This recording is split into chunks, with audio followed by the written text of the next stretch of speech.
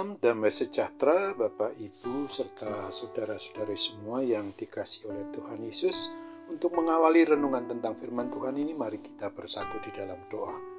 Oh Tuhan Allah Bapa di sorga yang melebihi segala akal, hati dan pikiran kami umat manusia, berfirmanlah kepada kami sebab kami bersedia untuk mendengar, dan atas pertolongan Roh Kudus saja mampukan kami untuk melaksanakan firman-Mu itu dalam hidup kami sehari-hari. Hanya dalam nama Tuhan Yesus Kristus kami berdoa kepadamu. Amin. Sebagai nas renungan firman Tuhan, pada hari ini diambil dari Mazmur 110 pada ayat 2 dan ayat 4 yang berbunyi, Tongkat kekuatanmu akan diulurkan Tuhan dari Sion, memerintah di antara musuhmu. Tuhan telah bersumpah dan Ia tidak akan menyesal.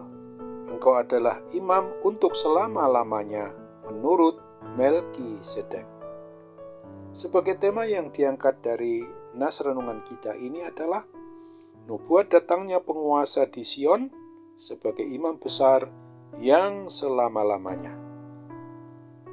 Nas renungan tentang firman Tuhan pada kitab Mazmur hari ini menubuatkan bahwa pada suatu waktu kelak akan datang seorang raja yang berkuasa dan memerintah di Sion, yang mampu untuk mengalahkan seluruh musuh-musuhnya. Dia juga akan menjadi imam besar untuk selama-lamanya menurut peraturan Melkisedek, agar dapat membebaskan kita semua, seluruh umat manusia, dari seluruh belenggu kuasa dosa, kuasa maut maupun kuasa kematian kekal itu.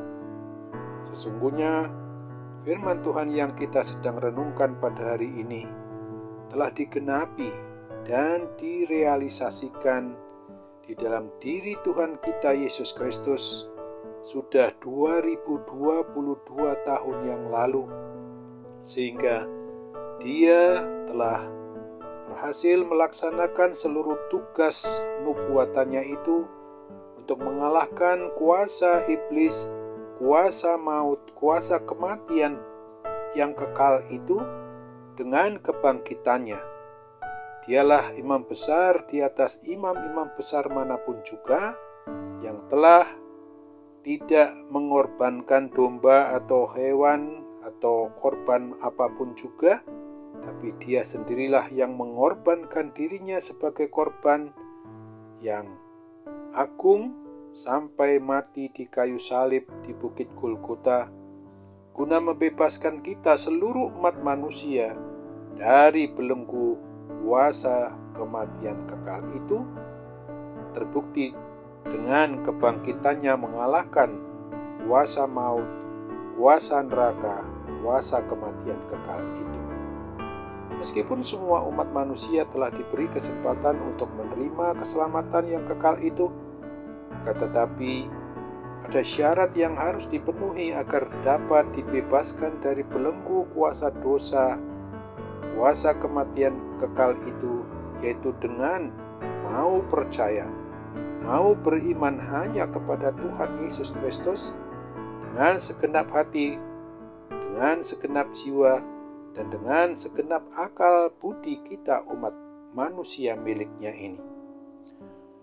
Bagi kita harus nyatakan berbahagialah, sebab kita sebagai umatnya yang sudah menerima jaminan keselamatan kekal ini adalah karena sudah mau beriman, mau percaya kepada Tuhan Yesus Kristus sebagai satu-satunya Tuhan dan Juru Selamat kita umat manusia. Oleh sebab itu, marilah kita semua pribadi orang yang beriman, orang yang percaya kepada Kristus, yang sudah menerima keselamatan dengan jaminannya yang sungguh maha ajaib itu, mau memperkenalkan, mau menyaksikan kepada orang lain, kepada dunia ini, bahwa tidak ada seorang pun yang dapat selamat lewat usaha manusia sendiri dengan amal ibadahnya sendiri, kecuali hanya satu-satunya. Jika mau percaya kepada Tuhan Yesus Kristus yang telah mengorbankan dirinya, menggantikan kita di atas kayu salib di Bukit Golgota itu.